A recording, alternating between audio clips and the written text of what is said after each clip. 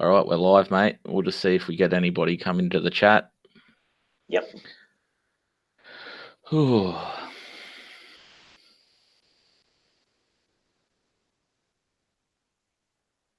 It's a good looking emblem.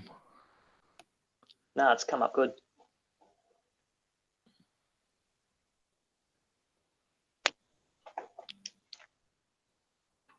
Rightio. Don't know if there's anybody out there watching. That's all right. They might be able to watch back later. That's true. All right, we'll get it started. Hey, guys, I'm Michael. I'm joined here by Luke from Measured Gaming. How are you, Luke? I'm very well. And yourself? Getting a bit nervous, mate. About to do my That's first it. event. So, yeah, hopefully everything comes together and everyone's happy with the event next week. No, it's all settling like it's going to be a good one. Shame I can't be there. Yeah, it would have been nice to have someone with a smart conversation to come along with your group of guys. Yeah. Oh dear. I'm sure they'll be there and they'll have some fun. Yeah, they should do. All right, guys. If you're watching live, you can have a look at the lists also on aosshorts.com. Big thank you to Dan supporting us by posting the lists. In the actual list packs, there's 24 lists. Unfortunately, one of the guys has dropped out due to work commitment next weekend, and I've been lucky enough to have one of our locals just sit by as a buy buster. So we'll still go through their lists, but we'll let you know who's dropped out and who's going to sit on the sidelines for us. So again, big thanks to Dan. He's an absolute asset to our hobby as a whole. What he did at CanCon was phenomenal. He support you guys at Bendigo last year, I think, posting lists and stuff. So just a big thank you to Dan. We'll just go over the plays pack real quick. What I've done is we're going to use a random battle plan system. This was just so people had to think about their lists, knowing that all 12 battle plans could be actually in play. I'll say off the top the total commitments out, so the Stormcast players won't whinge, and the first one will be focal points. The other 4 will be used via the Honest Wargamers. The random selection. Yeah, he grouped all 20 battle plans into four groups.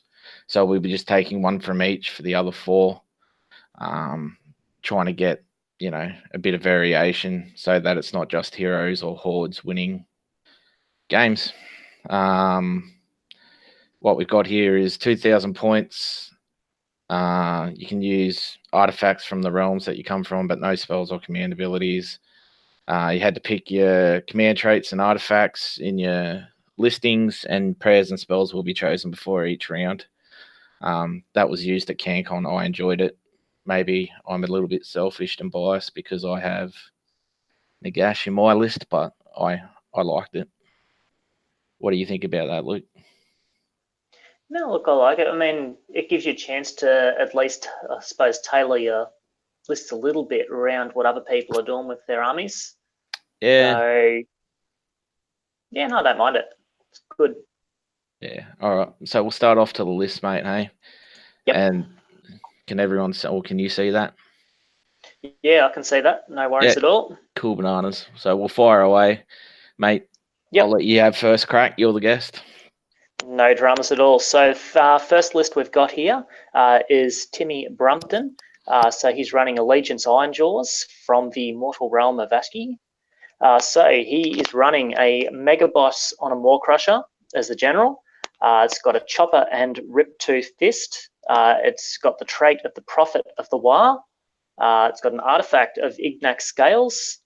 There's also an Uruk Weird Knob Shaman with the Thermal Rider Cloak. Then we've got the battle line. We've got 20 Ard Boys, with 9 pairs of choppers or smashers, 5 choppers or smasher and shields, then 6 big choppers. Then we've got another 20 Urukab boys with 6 pairs of choppers or smashers, 4 choppers or smasher and shields, and 10 big choppers. Then we've got 3 gore grunters, 3 gore grunters, 3 gore grunters. The battalions we're running here are the Bloodtooths and the Iron Fist, with the endless spells, the Chronomatic Cogs and the Malevolent Maelstrom, for 2,000 points on the dot and 2 extra command points. Yeah, so Timmy's our reigning champ. He won a 1,000-point event that we had last year. He beat some eels up pretty badly. Timmy's actually got a grudge with Tim McDivitt and his Nighthaunt, which we'll speak about a little bit later. I'm loving the Malevolent Maelstrom. I think we should see more of it. The cogs with with Bloodtooths is giving him some extra crazy movement. Yeah, so like he's getting +1 run and charge with the Bloodtooths. Got the move in the hero phase, which is D6. Yep. And he can re-roll it with his trait. Oh no, sorry, that's the extra attack. Sorry. So yeah, so you get a D6 movement for all the battle line. It's a 2-drop army with the weird knob being the extra guy. The Ignax scales to ignore mortals. Yep. So he's got a little bit of ignoring mortals. He can try and he gets a crack at dispelling spells with the Malevolent Maelstrom. Cogs, extra movement or an extra spell for his shaman. Thermal Rider Cloak on the shaman's an interesting choice. Bit of speed there on the hero. Yeah, I guess that's because of the randomness of maybe the battle plans. Like if you got a hero objective capping one or something. That's right. So I mean, with what we've got here is a hero that also happens to be a magician, as well as has the artifacts. So yeah, potentially the ability to get that run onto the objective just to cap it. So if the Maw Crusher can keep up with the pigs, pretty easy, I think. Like you dial back the pigs a bit. You pop off his command ability for a possible +2 attacks on charging pigs. If they happen to go more than 8, they get their special little spell, special ability. So that'd be, it can hurt. It's one of the better Ironjaw lists I've seen. I'd agree. Look, for an Ironjaw's list, it is. I quite like it. It's got a good number of bodies. It's got plenty of speed. He's got ways of protecting his general in there. It's really just a question of can it handle the AOS 2 meta. Yeah, that's probably it. Matchups are key, but you can say that about any list, really. Like matchups are key. There's not many that can. Oh, maybe Feck, but we'll keep that on a down low. All right, we'll move on to the next one. Good luck, Tim. No worries. Oh, old Zenny Two Dads. That's a nickname that Doom and Darkness gave him, so we're going to stick with it. Zenny's the destruction player up here. He's been to a few events with destruction. He won best destruction at RCGT last year. It's a mixed destruction list, this one. It's got a little bit of everything. I had to do my homework to figure out what he's got going on here. So the Frostlord on Stonehorn with Doppelganger. He's got the Frostlord on Thundertusk. He's got a Loon Boss. He's got Skragot as his general. I think if you got Skragot as your general, you can get extra CP on a 4+. The Fungoid Shaman, Madcap Shaman, 60 Stabbers, 10 Orcs. They're the greenskin Orcs too. I believe one of your own, Pete, sold them to him, so maybe not. Really? But yeah, I know he's got some of Pete's models. Anyway, and then Geminids, the Mushroom, Scuttletide, Soul Snare Shackles for 1990. Starting with no extra command points, but he's got plenty of stuff there that's going to farm him some. That's right. Yeah. So the What a Stonehorn. cool list. Sorry, mate. Absolutely cool list, this one. I reckon it's going to be a fun list for him to play, and I reckon everyone who plays against him is going to have an absolute blast. Everyone does who you play Zenny. Zenny's an awesome he's one of the younger guys in our group. He's a cool kid. Or young adult now. Zenny's been in the hobby since he was 8, 9, 10 years old. I remember playing fantasy against him, and yeah, he's just stuck with it, and cool kid. Stonehorn has to charge within 12 inches of an enemy. The command ability is going to let him reroll charges for himself and the Thunder Tusk. It's doing D6 mortals on a charge, picking an enemy within an inch. Then you throw the snowballs from the Thunder Tusk on top. Yep. The Thunder Tusk has a built-in neg 1 to hit in combat. Has the same command ability as well. The Loom Boss is a neg 1 to hit in combat as well, with a command ability to pick a Moon Clan unit, which I dare say would be the 60 Stabbers. Yep. And wound rolls over 6 do mortal damage. Do 1 mortal plus the normal damage. So there's a fair bit of output there. The Scragrock is the general. Can't use its command ability because we're in open destruction, but the spell, if it's cast on a 10, can destroy the artifacts of power. Yep. So that can be quite nasty.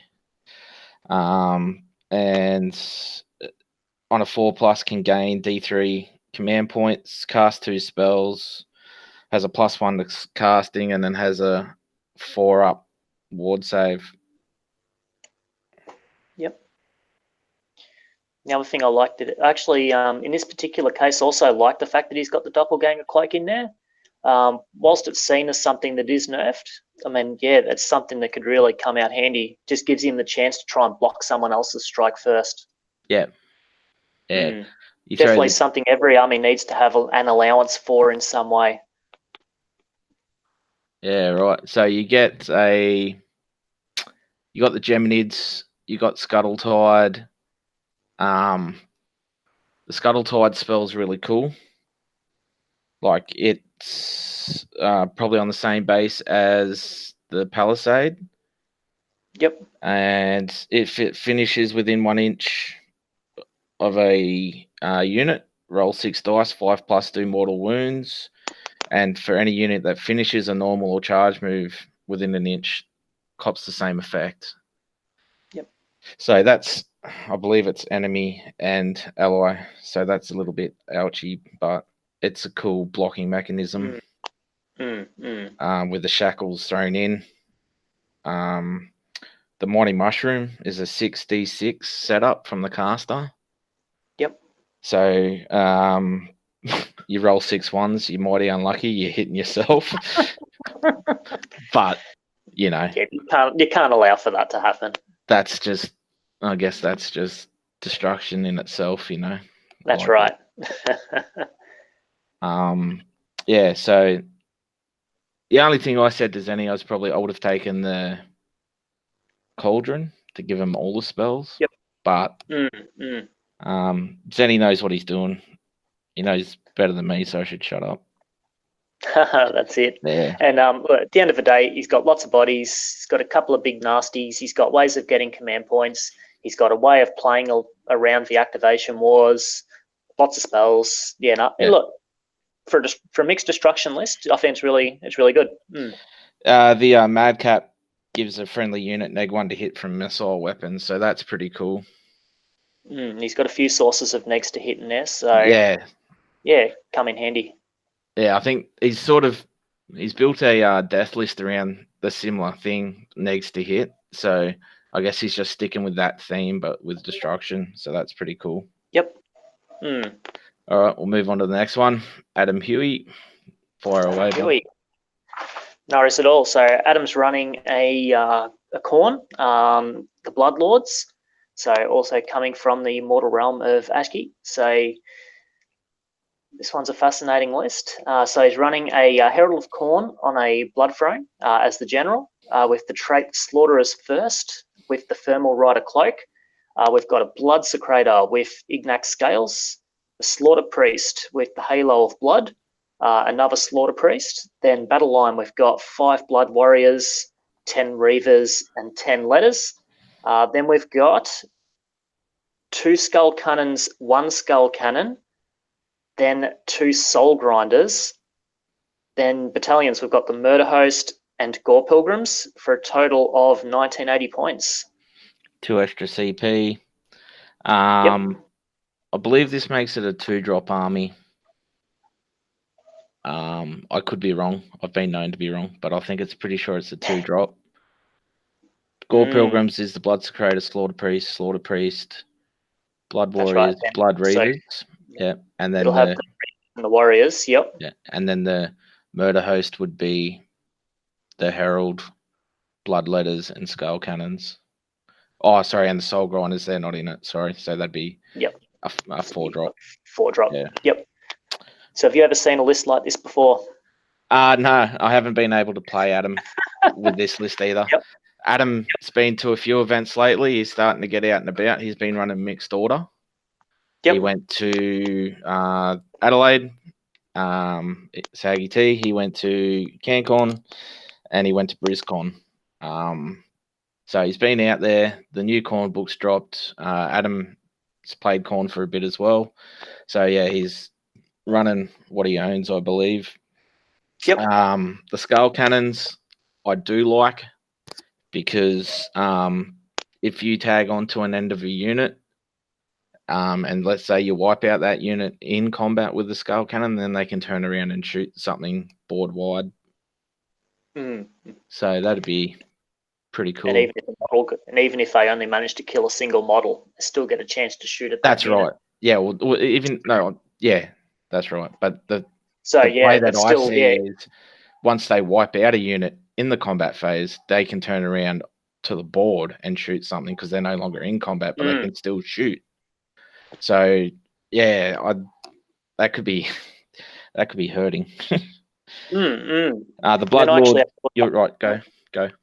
Yeah, it was interesting. So I actually had to look up the Soul Grinders because I've never seen one on the table before in AOS at all. What's this? And actually, the Soul Grinders. Oh yeah, yep. So for 260 points, you actually get a fair bit out of them. So 5 weapon profiles, 16 wounds, 4 up save. So yeah, a couple of different shooting attacks. Do they still have the claw that stops you from attacking? Now, I didn't spot that bit. There was a claw, I think, it definitely had a secondary effect to it. Yeah. But yeah, it just looked like it was just a solid little pick for that sort of points value. Yeah.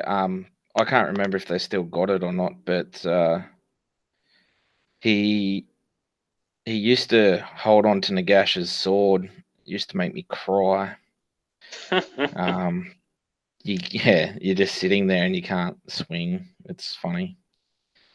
But the Blood Lords let him reroll wound rolls of 1 for demons, which will be your Blood Throne, your Skull Cannon, Skull Grinders, Blood Letters.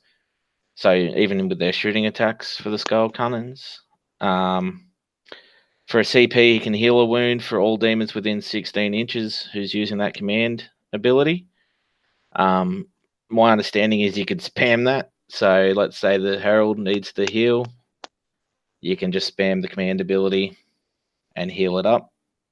Thermal Rider Cloak on the Herald is giving him +4 move and fly with the Slaughter Thirst trait for another 4 inches to move with reroll charges. So that's absolutely humming along.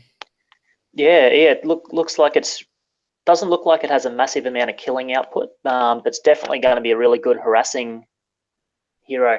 Yeah, we can just get you around out weak targets. Get you across where you need to be. The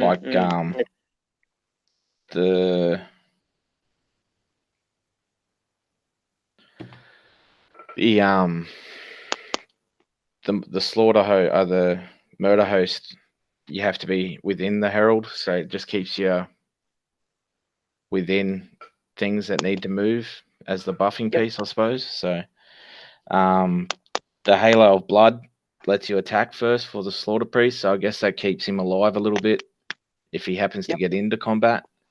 I imagine that he's probably taking Killing Frenzy and Bronze Flesh.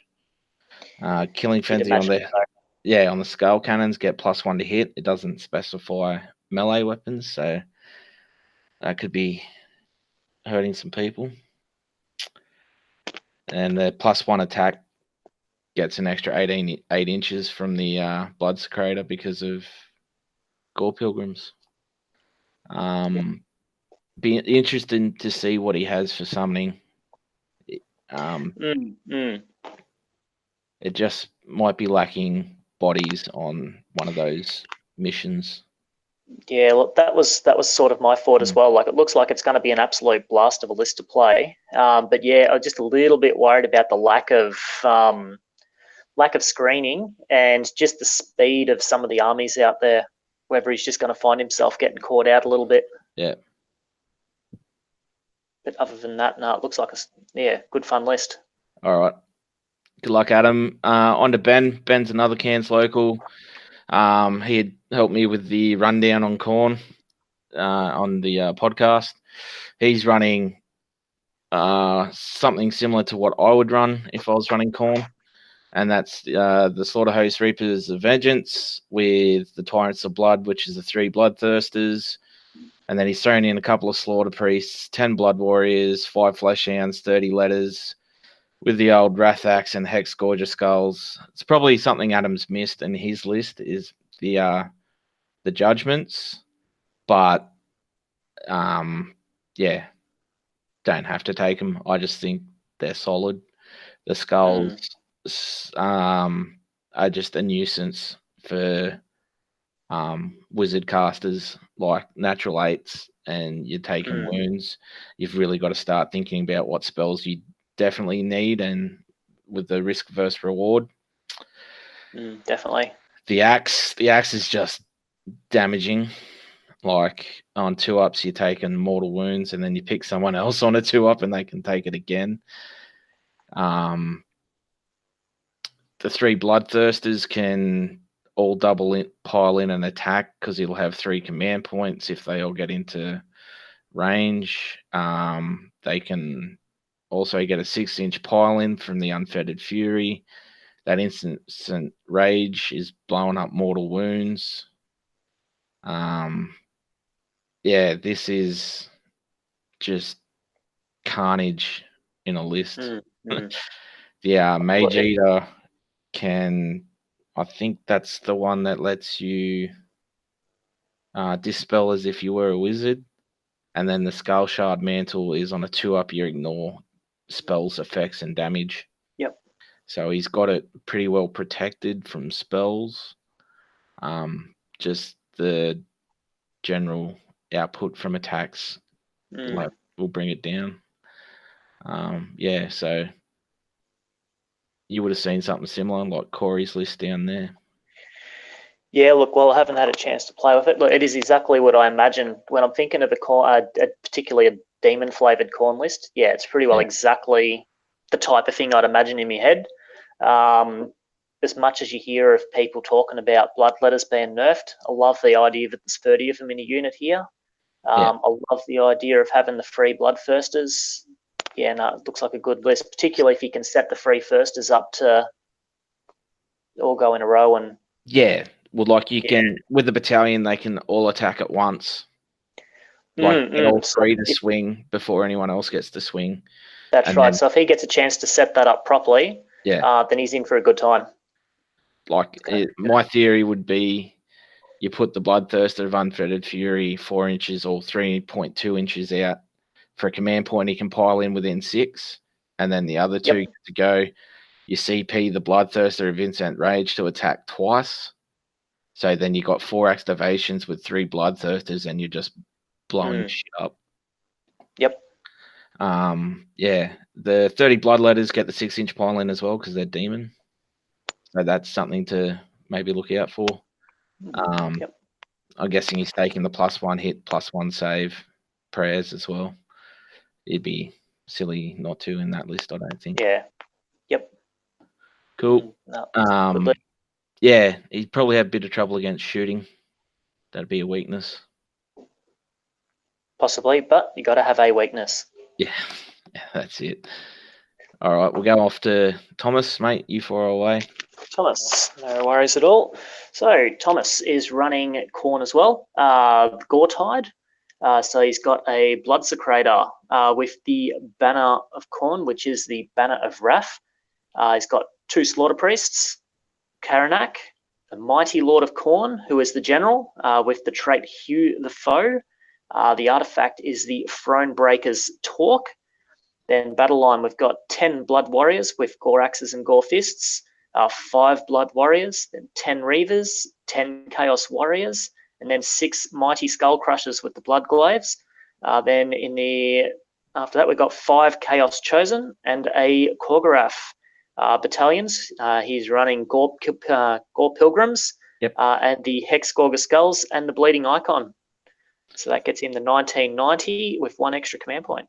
Yeah, Tom's one of our newest players. He picked up Khorne at the start of AOS 2. He picked up a starter set and sort of went down the mortal aspect of it. He's sort of been busy with work and flying in and out of the country. So another young lad from Cairns who's just starting out, sort of throwing together what he owns, I believe. The Blood Secretor with the Banner of Wrath is not a bad shout.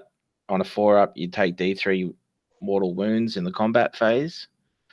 Yep. So that's everything within 8 inches of the Blood Secretor. So it should be behind a line of maybe the Skull Crushers, probably too fast, but like your Chaos Warriors or your Blood Warriors, giving them +1 attack, and then whilst they fight, you're dishing off wounds to units within 8. I guess one thing about that as well is now that he doesn't actually have to plant the banner, he's more likely to be moving forward to actually give that a do something. Yeah, well, as we're both death players, for us to get +1 attack, we've got to spend CP on a Vampire Lord, right. Yeah. The Slaughter Priests, I'm not too sure what he's got lined up for them. Depending on what he's got for summoning, the do D3 to get +1 Blood Tithe wouldn't be bad here. Like moving some of those units around to keep up with stuff with their Blood Tithe points wouldn't be a bad shout, but the classic +1 to hit, +1 saves. It's always a good staple. You know, your generic pat list. So yeah, Karanak, hopefully he's got some dogs there that he can summon.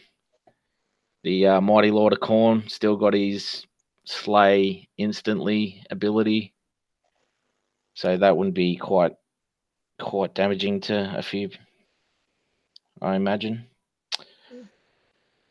The Skull Crushers are solid as well. Skull Crushers, I think, they're the main component of a list that I see. If you're going to be buffing up anything and sending it in, that's, I think, going to be his primary hammer. Yeah.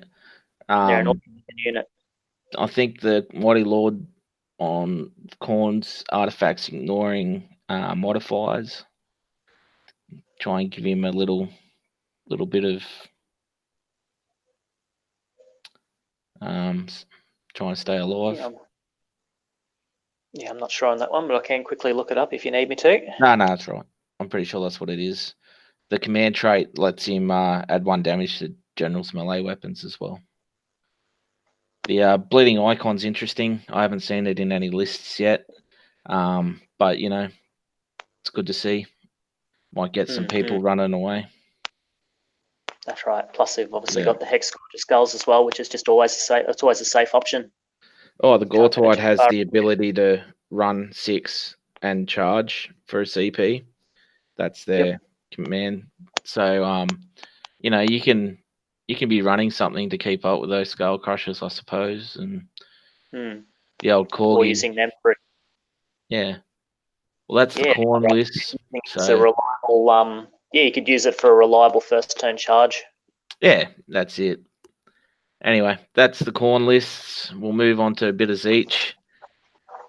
And one of the shorter lists I had to write out. So Aaron's one of our more enthusiasts when it comes to the hobby.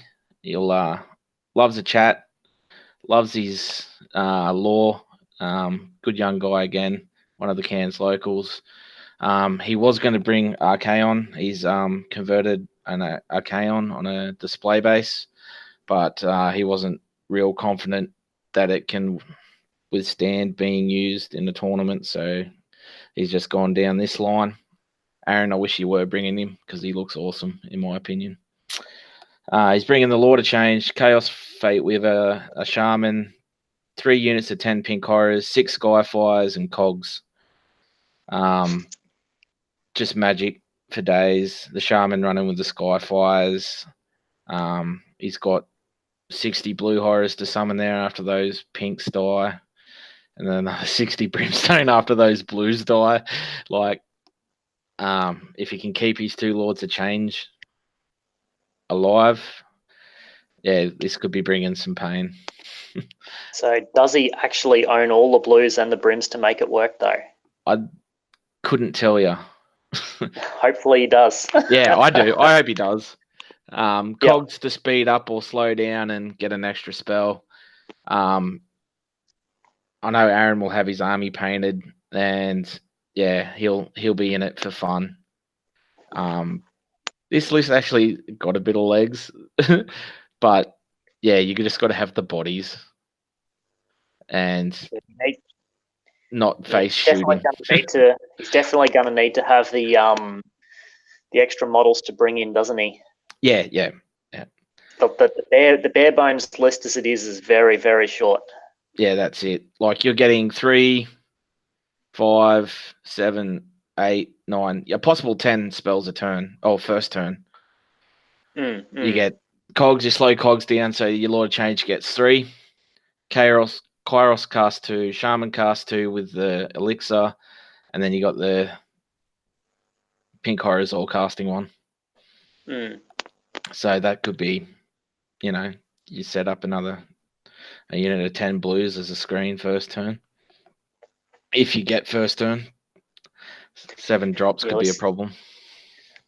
Yeah, some of the solid alpha striking armies might be able to just make the most of that. But yeah, no, he's hoping he does well. Yeah, I hope he does too. Clinton, you want to go, mate? Yep, no worries at all. So Clinton is running Zinch as well, from Shyish. So he's got an Ogroid Firmitage as the general. The trait is Soul Burn. The artifact is the Time Slip Pendant. Law of Fate there is the Infusion Arcanum. There's a Zangor Shaman, a Lord of Change with an Ethereal Amulet. And we've got 30 Zangors, 10 Acolytes, 6 Enlightened on Disc, and then 3 Skyfires, and the Zangor Coven, and a Prismatic Palisade. So that's 2,000 points on the dot. Yeah, I like it. Clint's just come back from AOS. Not from AOS, from 40k. So it's good to see him back on this side of the hobby. He was in AOS 1, so he's got a little bit of experience. He hasn't played a lot of AOS 2, but when the Zeech stuff all went up in points, it sort of blew his army out of the water. He was running one of the big battalions, and when everything went up, it was just like, ouch. The Palisade can be pretty good to protect some stuff. It'd be interesting to see what spells he comes with. The 30 Zangors, it's expensive, but still a solid choice. Yeah, well, that's 60 wounds you got to get through. 6 that's up right. After save. If you take one of those Skyfires. Yeah, if you take one of the spells for each is you get to reroll saves of 1, 2, and 3 if you haven't used your Destiny dice. So that wouldn't be a bad shout here. Yep. Trying to just find out what Soul Burn does. Wound rolls of a 6 or higher damage by an additional mortal wound in melee. Okay. So yeah, get an extra wound off. The Time Slip Pendant, if I can find it, which I can't. Might be in the death stuff. Shit. The Infusion Arcanum. Time Slip Pendant lets you fight in the hero phase. once per. Yep. Oh, sorry, no. Once per combat phase, the hero can pile in an attack at the end of the phase. Okay. So that he can pump out a little bit of damage too. The angry little bull. That's it hurts. He cleaned me up the other night, so yeah, good stuff. So what do you think of this one? The Infusion Incarnum, the spell gives him +1 to hit and wound. Oh yeah, yep. So I don't know if that time slip pendant's unmodified yet, so that could be interesting. This list is going to give people a little bit of trouble, I think, because Yep. Clint's a very tactical player. Yep. The only lacking thing he has is probably the experience of AOS 2.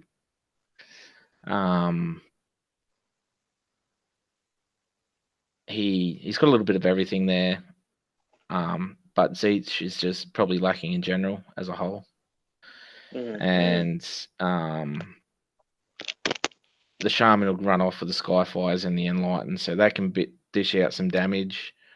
The 30 Zangor are probably key.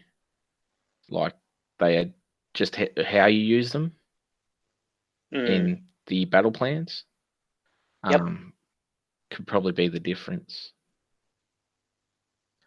Yeah.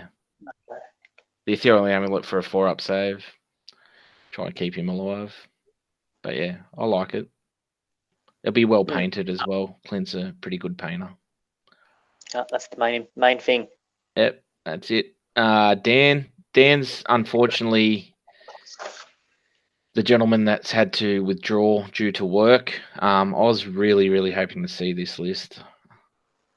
The Gaunt Summoner with Arcane Sacrifice, you do D3 to a unit, which I assume would be the Pink Horrors.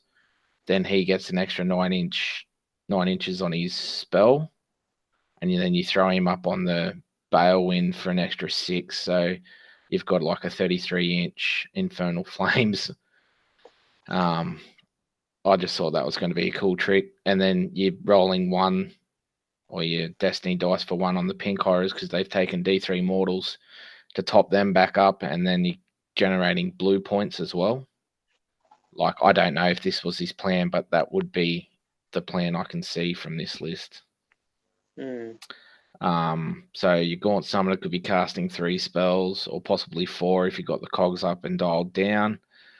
The Lord of Change with the Greft Feather Charm. The Blue Scribe's learning everything. And then the Ogreoid just coming in to mop up, I suppose. No, it's a shame this one's not going to be there. It looks like a good little list here. Yeah, I think he ran 6th at BrizCon, so it's not like it's run by just anybody, so it's not a bad result. That's right. Yeah, any 6 animal spells is always a bit of fun. That's it. So Dan, it's a shame that you're not coming, mate. Would have been good. I think he's one of the Mafia boys, or he's definitely friends with all the Mafia boys. So yeah, we'll move on to Nurgle, mate. No worries. Rightio. So we've got Samuel. So Allegiance is Nurgle. We've got here a Great Unclean one with a Bile Blade and a Doomsday Bell. The trait is the Grandfather's Blessing, and it has the Wither Stave. Then we've got Gut Rot Spume, the Glockkin. Then Battle Line, we've got the 10 Plague Bearers, 10 Plague Bearers, 5 Putrid Black Kings. Then we've got 6 Plague Drones, 40 Plague Monks, and the Umbral Spell Portal for 2,000 points on the dot. Yeah, Sam's my housemate, so we've had a few games. This list is just a nuisance with those Plague Monks. Like, it's the Glockkin. The Glockkin goes on to the Plague Monks? Yeah, mate, with the Blades of Putrefaction. You got Gut Rot Spume and the Blight Kings coming from a board edge. The drones are just a tarp hit and a half. And then you got the Great Unclean one with a bell and the Wither Staff to reroll 6s. Like, I think the key to Sam's list is the Glopkin and the Plague Monks, obviously, but they've still got tricks when it comes to the fact that the wheel can be a nuisance as well. Yep. So the 6+, reroll 6s to hit the artifact. If you got the wheel set up for 6s to reroll wounds of 6s, like you've just nullified nearly everything that does something on most people's lists. Yep. And then if you happen to be playing Daughters, you've got the D3 mortal wounds possible from the one of the wheel things as well, like if they need terrain or something. So yeah, this has got a fair bit of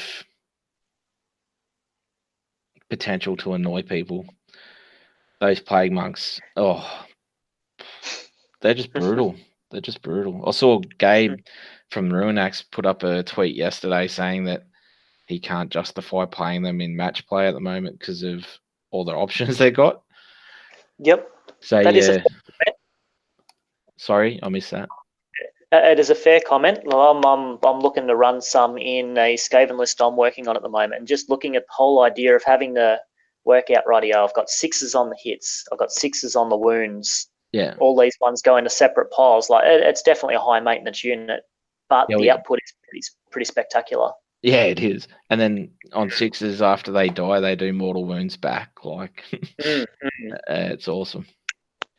That's right. Definitely worth the effort if you're willing to. If you really want to make the most of all the banners and so forth, and you get a system down to make it work efficiently, definitely good things can happen. That's it. Adric's going to be our buy buster. Unfortunately, because of Dan, we've got an odd number. So Adric was already in to fill in. He's a bit of a 40k player himself and has dabbled in AOS.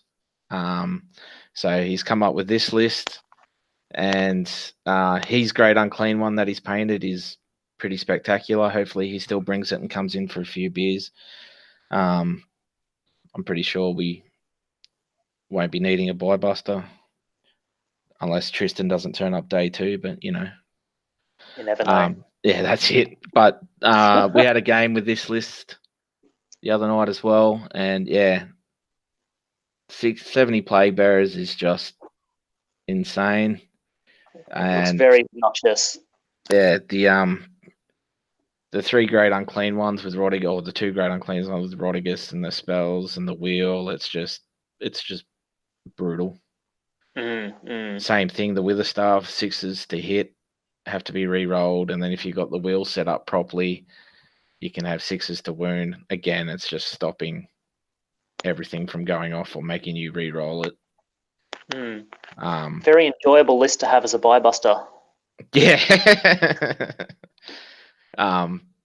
Like if this list was going up against Ben's with his Instant Rage, like 6s to wound on the wheel, you have to re-roll it. There goes the mortal wound output.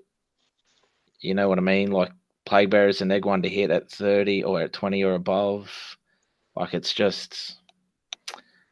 a lot of hard work to get through that. No, definitely. That's still good list.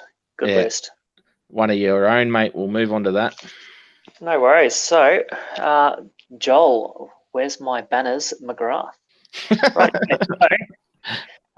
He's running the Hidden Knights of Slaanesh, the Pretenders host. So he's got here a Keeper of Secrets as the general. The command trait is the Hunter of God Beasts. The second trait is the Strongest Alone. Artifact is the Silver Slash. Then we've got here the Forbidden Sorceries of Slaanesh is the Progeny of Damnation. Then we've got a Contorted Epitome so he's got all these spells here mentioned by the look of it, but it's got Hysterical Frenzy. We've got a Bladebringer Herald on an Exalted Chariot with an artifact of the Scepter of Domination, and the lore of Slaanesh there is Phantasmagoria. That's testing me. We've got Another Herald on the Exalted Chariot with the Soul Slice Shards. In battle line, we've got 30 Daemonettes of Slanesh, 30 Daemonettes, 20 Daemonettes, and they're in the Epicurean Revelers for a total of 2,000 points on the dot. Yeah, so Joel's in the chat, chatting away here. He's one of your Bendigo boys, or he is the Overlord as they call him. The list has been written up because War Scroll Builder hadn't updated when they were due. So I've just copied and pasted what he put, but just so everybody knows, he'll be able to change his spells if he wishes. Yep. The Keeper of Secrets with Pretenders can take 2 command traits.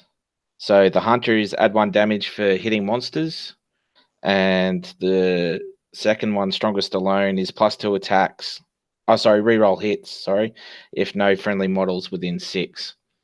So I'm imagining this Keeper of Secrets is out running around by itself. The Silver Sash gives it an extra +2 attacks. I'm guessing that would be on the Elegant Blade. 6 attacks, 3 damage. If hits on a 6, 3 mortals instead. I'm quite certain of that. But, I'm sure Joel will give me a message saying, shut up. The 80 Demonettes, that's ouchies.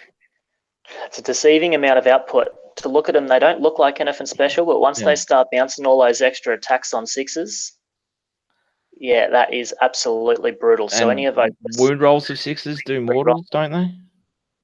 I believe so. There's definitely a trigger for mortals in there. So it's a nasty list. One thing that's probably a bit of a deceiving one there is those Exalted Chariots. So they are an absolute blender. So at the start of the combat phase, so both turns, or both yours and opponents, it does mortal wounds and then gains attacks. So but with that he'd get to pick that in his combat phase to go first.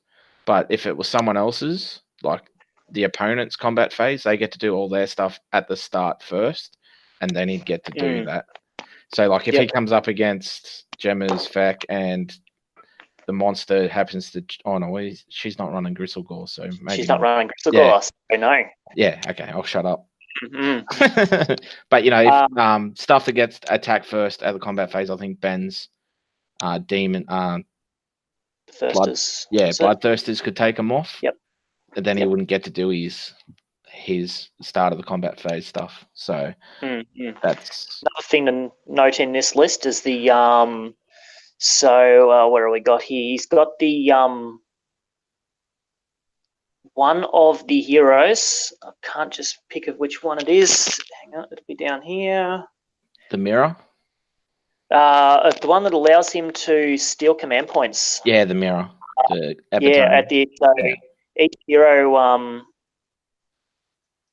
was it at the end of it? No, I've lost me a bit of paper here. But basically, in his turn and his opponent's turn, he has the ability to steal. As long as he's got a hero that's nearby, he can steal command points. Yeah, so you got to be within 12 inches of an enemy hero, and it can happen in both hero phases. So so that could be nice. And for anyone that has never met Joel before, when you introduce yourself to him, just introduce yourself as a number and not your name. Because I reckon as soon as we finish this, he's going to start counting how many depravity points he can score on people. So if you've got 24 depravity points in your list, introduce yourself as number 24, and you'll know exactly who you are. Oh, that's a good stitch up, mate. I like it. You know it's true. Yeah. You can also, if the general is within 3 inches of an enemy, he gets D3 depravity points, or D6 if he's within 3 units. So, bit of a farm there. Be interesting to see. Yeah, no, definitely look forward to seeing how he goes with it. It's the first event with the new book, so and I just had a couple of practice games, and so far locally it seems to be doing well. But see how it goes in a proper event. I haven't seen many overseas either. I think I saw Ben Johnson put something up. He won 14-11 in a game. So yeah, hopefully this will get everybody driving to paint him up. He'll probably get another fan page going, similar to his Beast of Chaos, eh? That's it. Well famous. All right, we'll head off to the Stormcast and the order. So Akeem is one of our locals. He's got a Instagram page under hashtag the Edge Painter. He's the store manager here at Cairns. Akeem's well known for saying he's going to have everything painted, but leave it to last minute. He ran something similar at BrisCon a couple of weeks ago. I think he's dropped ballistas and bought in some more evocators on Draculins. But he's got the all Lord Arcanum on Draculin. He's running Hallowed Knights as they get a 6+ to ignore spells, and they get a +1 to run and charge for their command ability. He's switched to this just simple for the fact that the Draculins failed most charges with their re-rolls down in BrisCon. So he's just like, nah, this is it. I can run and charge and get +1. So I'm pretty sure that's the reasoning for that. He's got a 9 Incantor, Lord Castellan, 20 Sekis, 5 Sekis, 5 Sekis, 6 Evocators on Draculins, and 3 Vanguard Raptors, and his favourite thing of all, the Everblaze Comet. I don't mind this list. He's up against Zach as a grudge, who's running Daughters. So 3 Raptors give you a little bit of damage from range with the Comet coming over the top. The Castellan for a +1 save, probably on your Draculins, no doubt. 9 Incantor with an automatic unbind and casting the Comet. So yeah, I don't mind this. Yeah, no, look, the Evos on the Drax are always a pretty good choice. The auto unbind is always a good choice. I reckon that how this will work well is the Comet's going to come down. It's going to start doing the damage to the important little block wherever it can get in there, and then I reckon those Raptors are there to try and finish off anything that just didn't quite go down. So yeah, no, it's a good list, this one, I reckon.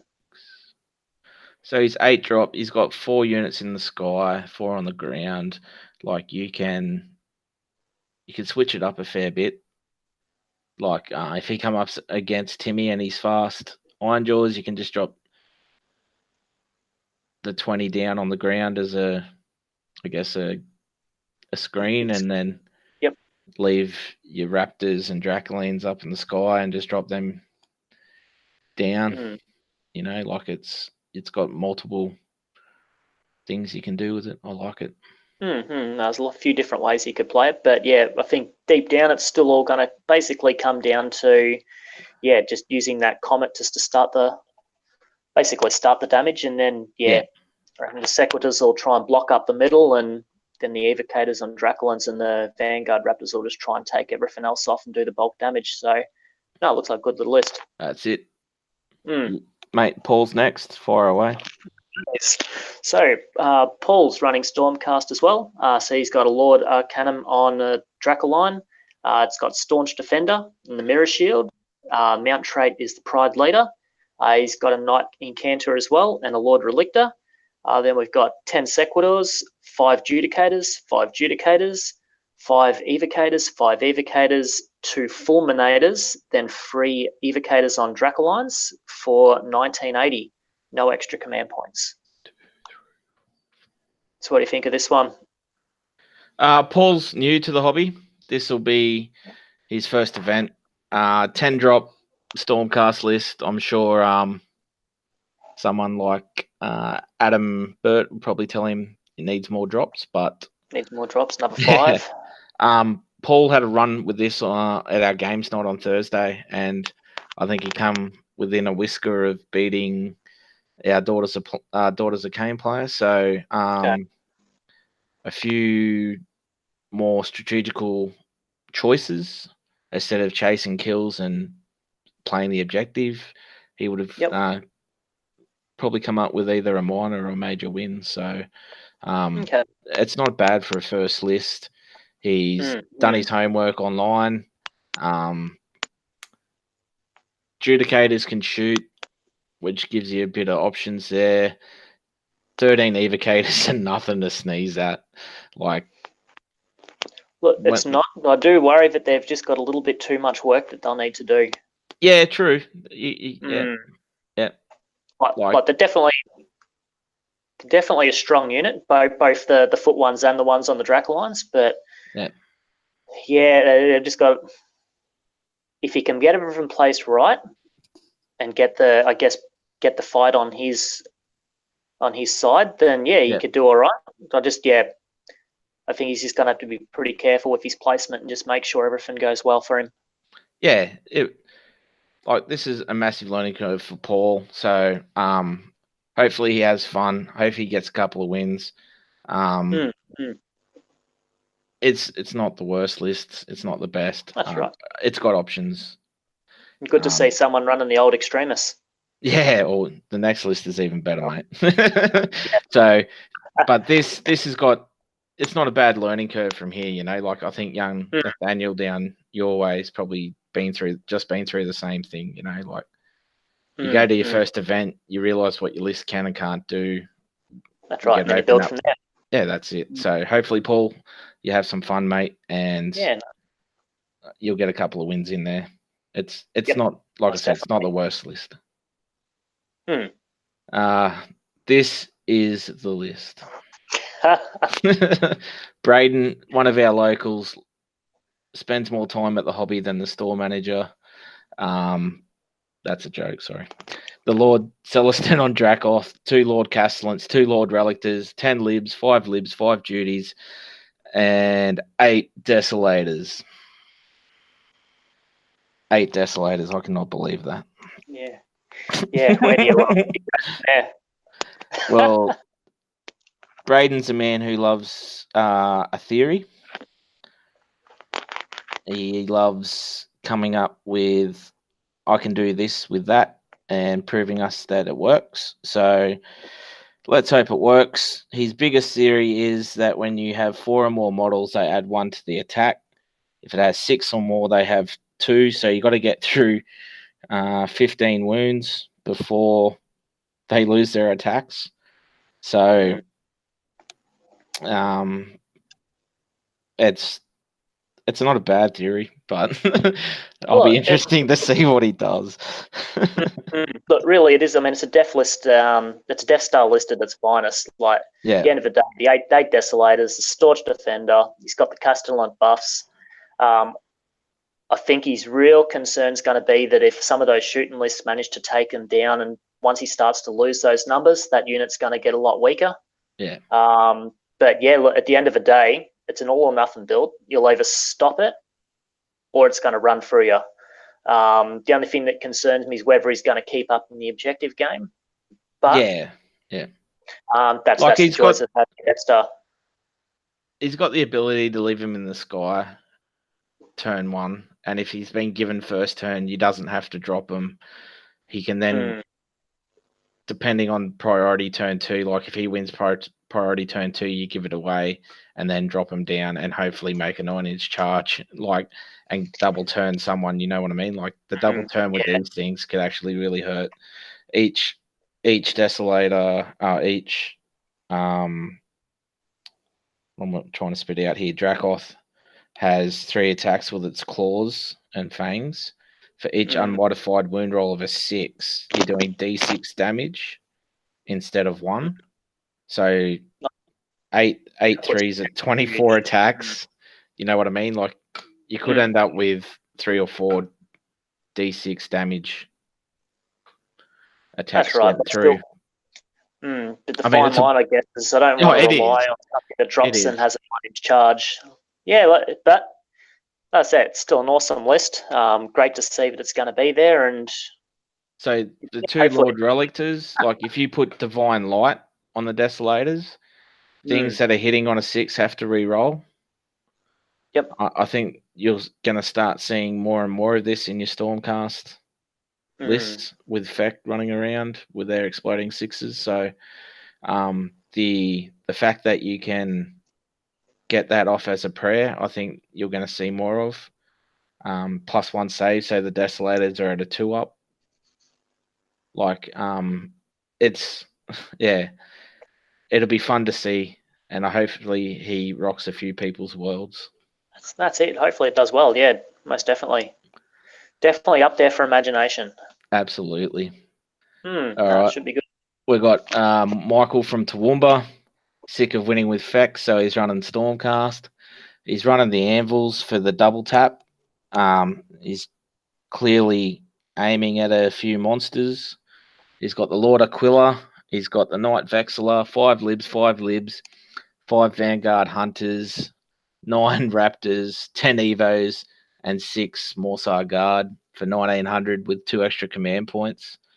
So it starts with 3. Raptors shooting in the hero phase, then in the shooting phase. It's gonna be hurting a few people. No, definitely. And then add to the fact that you've got the speed of the Eels, the damage output of the Evocators. So he's with the Aquila, he can teleport the Raptors. Then he can use the Vexillor to teleport probably the Evocators. So yeah, I think he's really going to be able to capitalize on any errors that people make. He's only got 3 units in the sky because the eels don't count towards that. So it'd be interesting to see what he does, or if he does at all. Put anything. The hunters can start off the field, I think, as well. So yeah, I nearly look at this and wonder if he even needs to. yeah, I don't think he does, but yeah, maybe something like Timmy Brumpton's Iron Jaws moving really quick, like from 9 inches yep. away. You might want your long strikes up in the sky or your evos. Like he hasn't got much of a screening, or maybe the eels, but you're not getting massive screens. If you can chip them afterwards. So, but yeah, no, look, this has probably been my favourite of the Stormcast lists that are going to the event. I just think, yeah, it's got a good mix of speed, good mix of output, particularly those 9 Raptors double firing. Yeah, I reckon that's really going to, yeah, I can just see this doing a lot of output. And if you've got something that you don't want killed, then you've got a way to do it. So you got to kill those Raptors first turn. Definitely. Or the first round of combat you're in with them, because the Lord Aquila can pull them out, or the Knight Vexilla can teleport them as well. So he's got two abilities there to save his Raptors or his Evos. Like, it's just going to be a nuisance to get to kill them. And I imagine he's chasing monsters with them when he comes up against them. Something like Ben's list, or even Gemma's. Maybe even Joel's going for the keeper. Yeah, it does look like that sort of list that's really designed for trying to go for, almost an anti-Gristlegore type list. Yeah. All right, next one. Very good. Got the Master again with anvils. Yep. So Dave Kerr coming up with the Mafia emblems on his back, I suppose. Bringing anvils, but a slight difference with the 2 units of 6 Raptors, a squad of 20 Sekis. So that's probably a better screening unit, in my opinion. But, Michael's gone for the ability to shift them out twice, like the 9, protecting the 9 a little bit better. Dave's gone with the Lord Castellan, the Lord Relictor, Knight of Xeros. So I'm imagining the Lord Relictor will have blessed weapons and possibly translocate, so he can get them out if you need to save something. The Knight of Xeros lets you reroll 1s if it's within 10 of what you're shooting, I think. That's how it works. So your Raptors can be, doing fairly well there. He's got 1 command point. He'll probably, like in his turn, he'll have 2 there. So you can double tap those Raptors first turn, both units. So you've got 24 Raptor shots.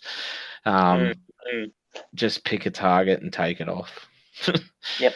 Like, again, Ben's Bloodthirsters or Joel's Keeper, even Timmy's Iron Jaws, his Maw Crusher, like it's just good buy. Yeah, and then even then these Sequitors are still going to be able to, they'll hold most things up for quite some time. Yeah, I know that the Honest Wargame has been talking a lot about shooting. I imagine this will be something we'll see either net listed or very similar to. He's got bodies there to capture objectives, and then he's sort of got like the 20 seconds can hold an objective, and then the Raptors can shoot whatever they need to get off an objective. And if the Lord Ravenclaw is taking translocate, you can come locating over the top.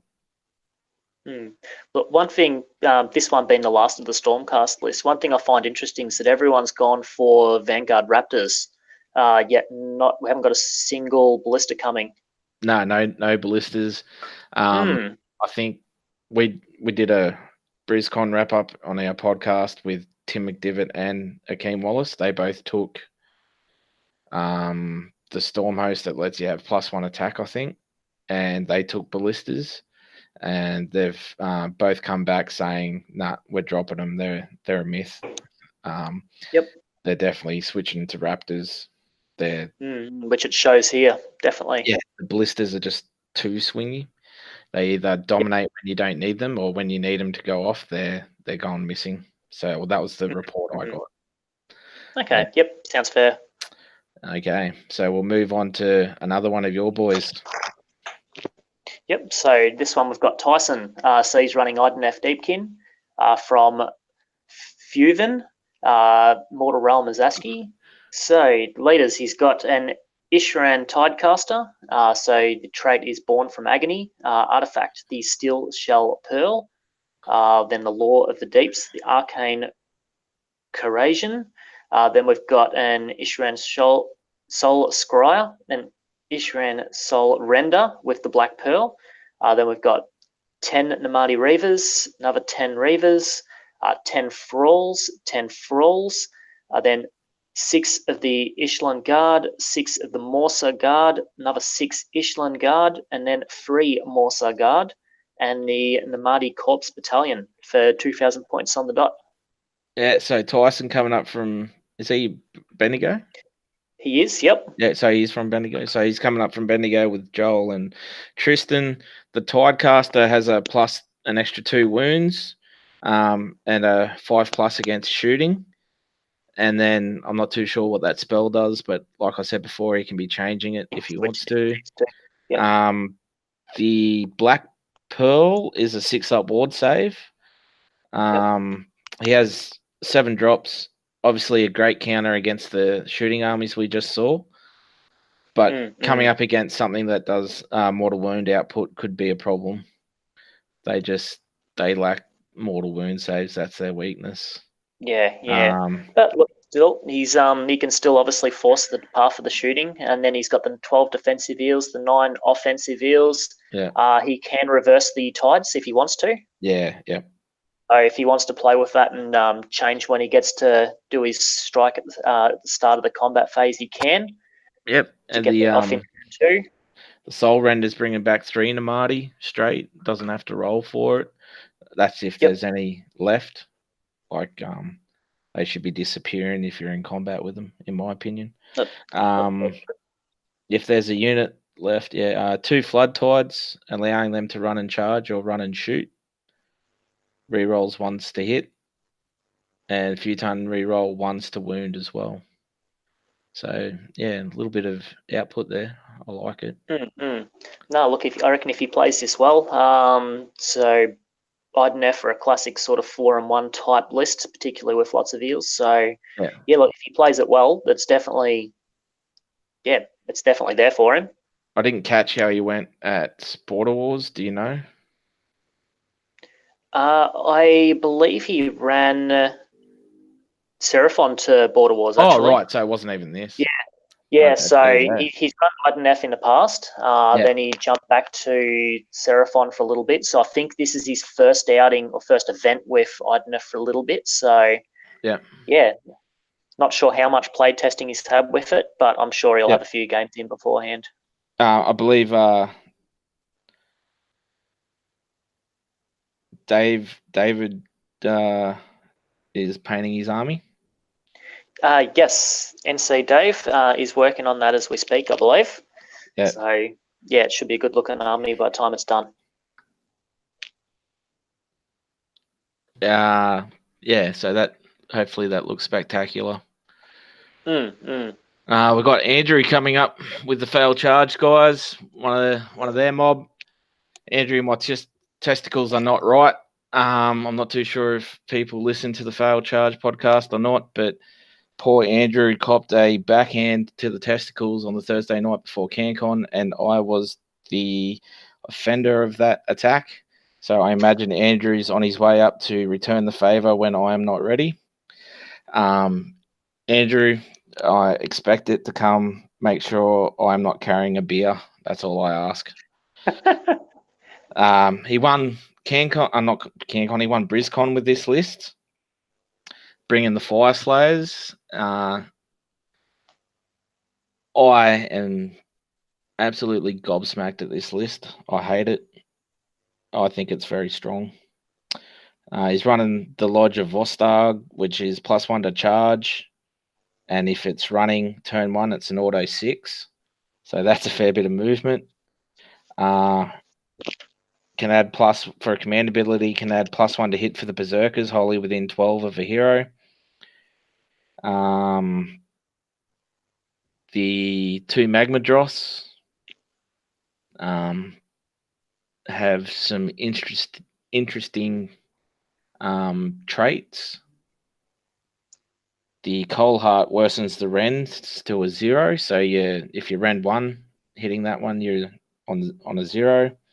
And the Ash Cloud one can unbind 2 spells in the enemy's hero phase.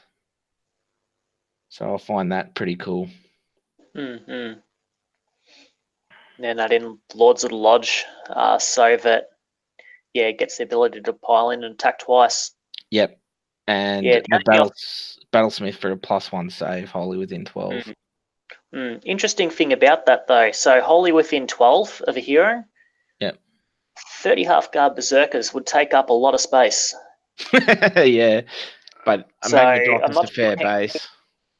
That is true. But as far as, getting them all in, I guess all 30 of them into attack, I reckon that might be a bit of a challenge, but still, you can argue about piling and attacking twice. Yeah, I just think trying to shift them is a problem. That's right. 60 wounds, mortal saves. Possible, 3-up save or something? Like, I've seen 4-up. If it's a 3-up, then I'd be very disappointed. Well, you can add +1 save. Yep. From the Battlesmith.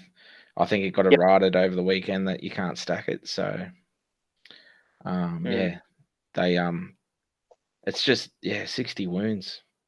You know, Andrew, it's a solid list, mate. That's it.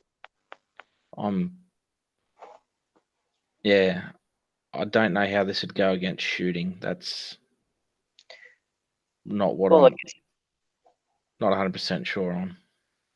You still got to be able to kill it. So, I mean, at the end of the day, even if one of those, say a unit of Raptors or something takes on a Magma Droff, there's still another one. Plus, you've still got the 30 Berserkers, the half guards. Yeah. So, I mean, it's still there's a lot of killing needs to be done before this list gets shut down.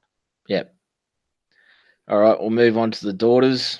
I think we've got 3 people running Daughters. Yep. No worries. So the first one, do you want me to read this one? Yeah, you go. Yep. I'll do this one. You do the next one. Yep. No worries. Oh, you do the next 2. Zach Xiao from Cairns. So, he went to CanCon and BrizCon.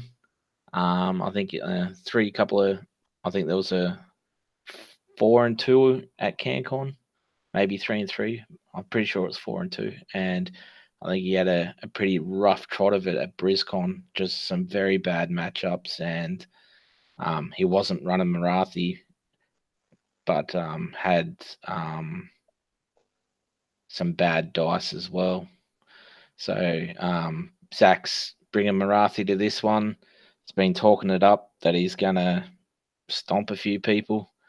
He's quietly, or not so quietly, confident that he's going to do all right. He's got Marathi, the Slaughter Queen on Cauldron, Hag Queen, Hag Queen, Hag Queen, 3 Sisters, 10 Witch Elves, 20 Blood Sisters. Those snakes can just F right off. Like, he's running Hagnar for the 5-up saves.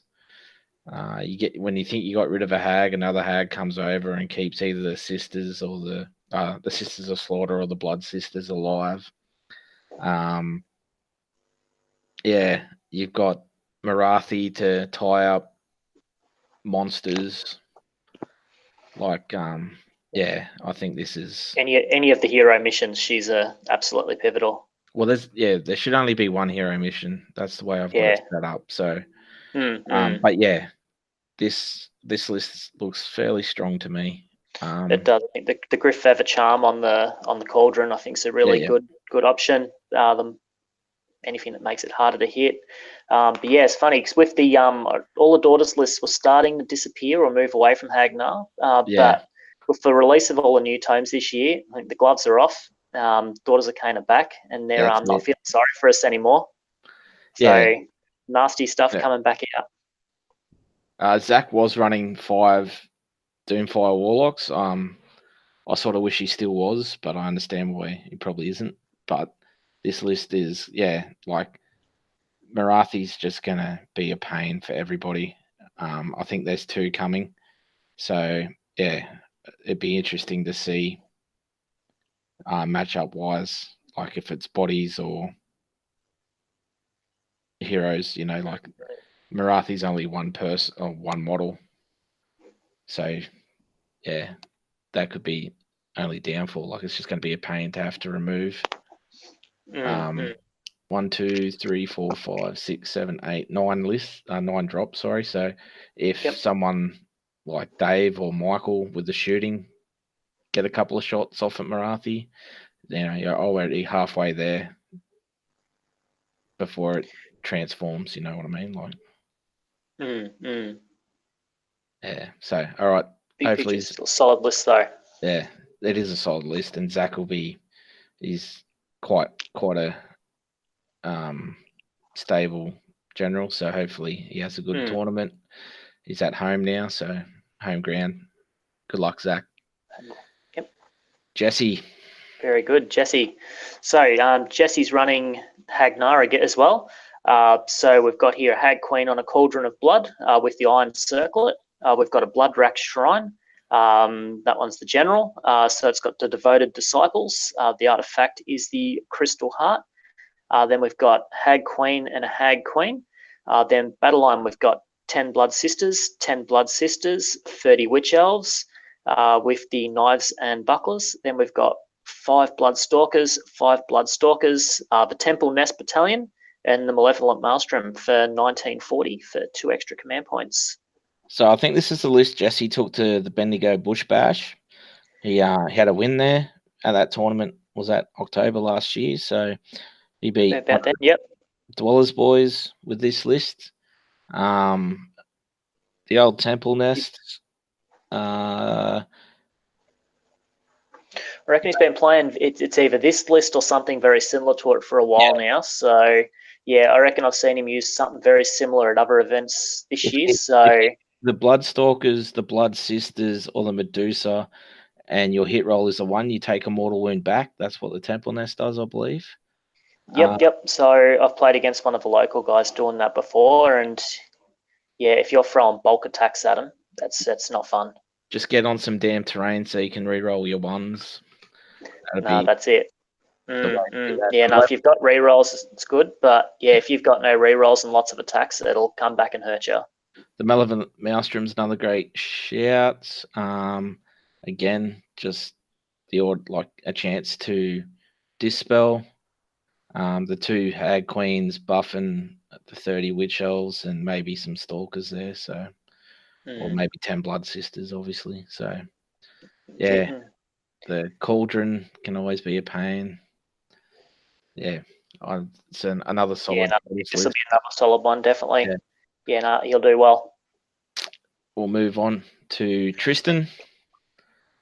All right, so Tristan from Bendigo.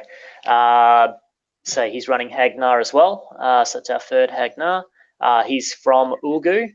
So he's got a Slaughter Queen on a Cauldron of Blood as the general, with the Devoted Disciples, with an Iron Circlet.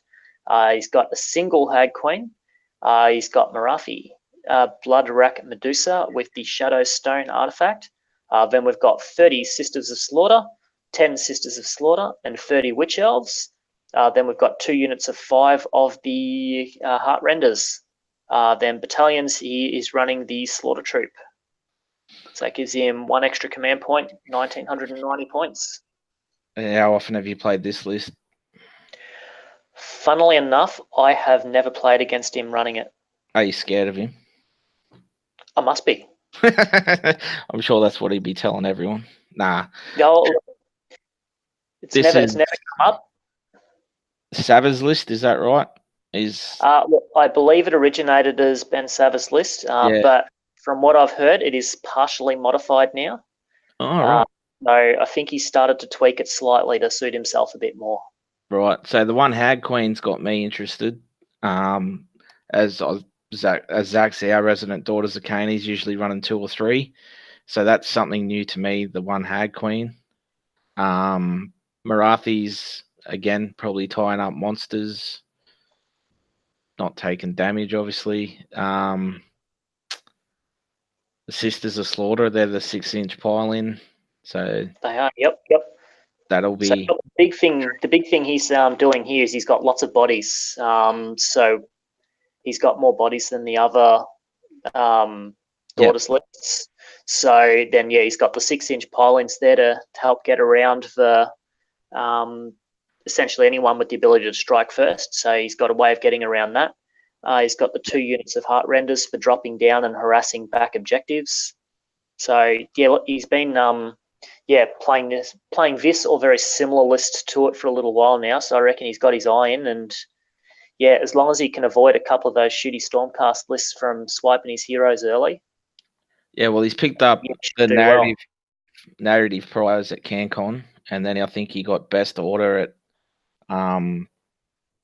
Saggy T. So starting to rack up a few awards, and the Shadowstone artifact from the Medusa, there's +1 to casting of Daughter of Cain spells. So he's he knows this army. Started to play it a fair bit. It just depends if he turns up day 2 or not. If he's if he shows up day 2, then he'll have every intention of going for a podium, I reckon. Yeah, fair enough.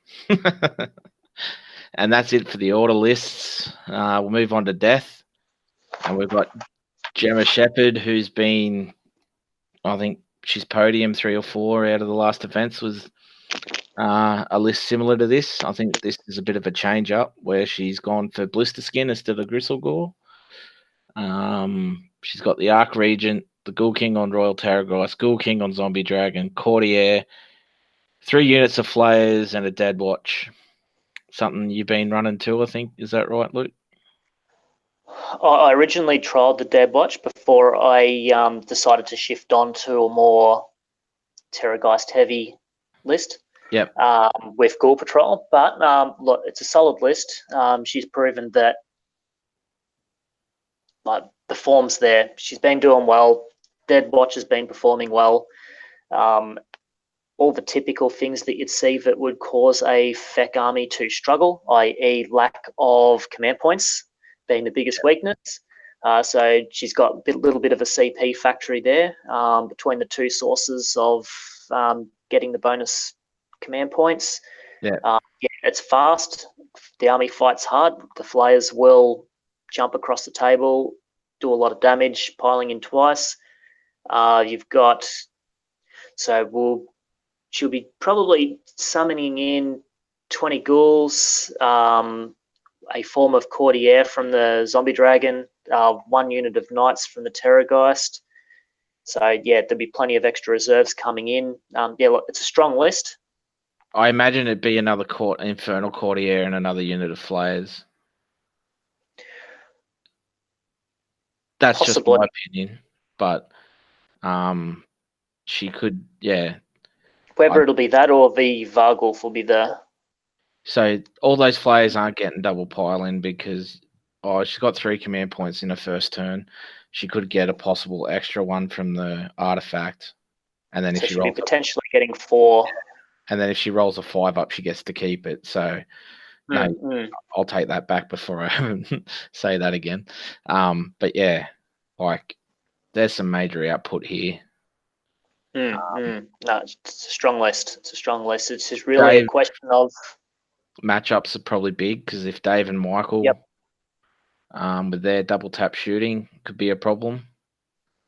Yeah, those are the 2 main lists that come to mind. I think the Nurgle one play this could down. be a problem, like with the re-roll 6s. Yep. And Particularly with those flayers. like if the rats happen to get in somewhere, they could be doing something. Like the problem with this, with flesh eater courts in general, is they have no sustainability. Like you can just kill them in a turn. Correct. I guess the benefit that she's got here is, so the flayers, particularly in the blister skin, are quicker than things like the plague monks and so forth. Yeah, as long as she doesn't get double turned, she'll generally get to choose where the combats happen. So, but no, it's definitely a strong list. Interestingly enough, the only flesh eaters list here. Yeah, so it's the only one. I don't know if the public personas made people change or not, but hey, it is what it is. Then we'll move on to a bit of Night and Haunt with Tim McDivitt. Apparently, he's taught Dave everything he knows. He's again one of the Mafia boys, but he lives up here in Cairns. I played this list last Saturday with Corn list, and yeah, it didn't end well. But Tim will be better for the practice run. So he's got the Dreadblade Harrow with the Ruler of Spirit Hosts, the Guardian of Souls with Mortality Glass, the Pay to Win model, as everyone told me when I ran it, the Ragnar the Grim Hailer, Knight of Shrouds on Ethereal Steed, 2 units of 20 Chain Ras, unit of 20 Grimghast, 9 Spirit Hosts, Morgul, battalions of Chain Guard with Geminids and Soul Snare Shackles for 2,000 points and an extra command point. The 9 Spirit Hosts, a solid pick, I believe. The Morgul's probably the one a little bit out of left field, but when you neg one to hit it with the Geminids on top, it's probably not that bad a shout. The Pendant of the Fellwind, is that the one +3 movement? Yeah, the extra movement for units nearby. Yep. Yeah, no, pretty well. It should be a staple in just about every Night Haunt list. The Mortality Gas, you can only charge with 1d6 when within 8 or 9 inches of it, so that's different. Yep. Reichenor's a beast, as I found out the other day. I think the key to this list is positioning and getting those 10+ charges off. Yeah. Well, it's definitely got a bit of a finesse army. So the Dreadblade Harrow being the general, it can essentially teleport across the table as it sees fit. Then can spend the command point to drag a unit with it. The Chain Guard Battalion offers a little bit of extra healing. Obviously, with the Pendant of the Fellwind, there's a bit of speed there. There's a couple of sources as to minus to hit. As you said, with the Mortality Glass, if you can get it in the right position to slow people's charges down, yeah, it's got the potential to do well. Nighthorn is in a hard place at the moment, but yeah, it's certainly a solid little list. Covers all the bases. So yeah, hopefully it does well. And we got one more with Josh Carroll coming up from Brisbane. He's bringing the Guardian of Souls with Nightmare Lantern, Dreadblade Harrow, Reikenor, Vampire Lord as an ally, giving them +1 attack. The 10 Chain Raspord and 2 units of 30 Reapers, and 20 Plaguegeist Revenants and 20 Harridans for 2,000 points. I love this list. Yep, no, agreed. It's definitely my kind of Nighthaunt list. Yeah. Again, the key is to getting the 20 inch, the 10+ charge. the blade guys can retreat and charge. So there's 20 of them. The only thing being such a big unit, trying to retreat 20 out and get them back in. Sometimes you got to go backwards to go forwards, which can be a problem, but it's still a cool mechanic.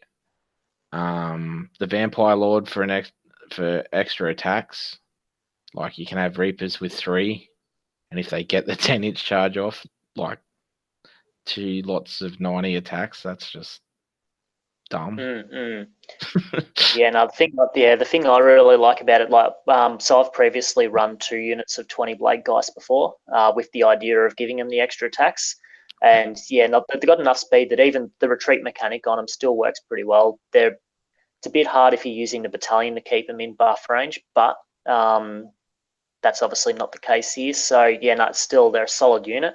Whether he's putting on the Blade Geist for should be 4 attacks each with the Vampire Lord.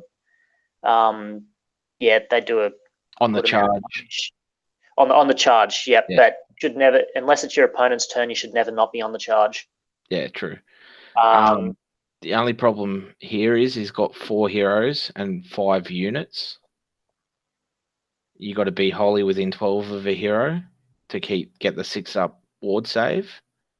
Yep. If you come up big units. Sorry, mate. And they're mostly big units, so you might have a little bit of fun trying to keep them in. That's the only overglaring thing I can see there. Like it's yeah. Do you know what the Beacon of Nagashizar does? From memory, it's either going to be +1 to cast, or it's going to be the one that gives extra healing. I'm pretty sure that's the +1 to cast. Okay, no dramas. Cool. Well, that's the lists. I'll get you to give me a winner and a best in faction. A best in faction? Oh, I am thinking Mick from Failed Charges probably my call. For the order? Or the win? Take up. Possibly even to the win. I reckon it's a good mix of units. A bit of everything. Yep. And he's obviously got the history of performing well. So, yeah, that's probably my pick for best order and possibly to take it out as well. Yep. In Chaos, if Joel can pull it off, I reckon he certainly can. I think that's probably definitely a good shout for Chaos, although I reckon that triple Bloodthirster could be in for a crack as well. Yep. Def, I'd probably have to say Gemma. She's got probably the strongest allegiance at the moment, as well as it's a strong list. Good general. I think that's a pretty safe bet. Yep. Envy Destruction. Ooh. It's a tough one. I'll probably go for Zenny, I reckon. Yeah, cool. Yeah. All right, so the pressure's on Mick to win as Luke's pick. Maybe if him and Joel get together, they probably won't pull up too well Sunday morning, I imagine. So that could be a problem. After seeing them in South Australia, they both can go pretty hard. So that's fair enough. That might be the other thing that needs a winner. Yeah.